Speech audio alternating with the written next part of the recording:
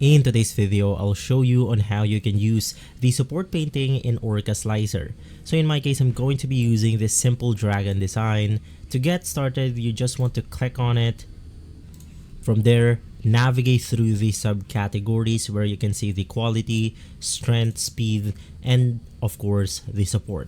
You want to make sure to enable the support option, and for the type, I suggest using the manual option, which is going to be normal and tree.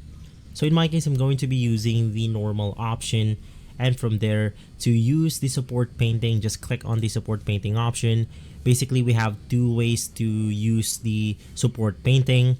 So you want to view your model from below. So in that case, it will be much easier to use the support painting.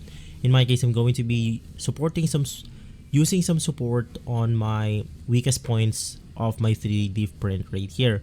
Now to place your support painting, just simply click or left click your design, and from there you will be able to see this green paint onto your 3D model. Now another function of the support painting is the support blocker. So for example, let's say that I don't want to put support to this specific area. I can supposedly just do so, right click on the 3D model, and from there, let's say that I want to support this specific part of the design. From there, of course, once again, you can just continue this, or you can just continue placing your supports the way you want to. And we have other presets that we can edit, like the pan size, highlight, overhangs, and more.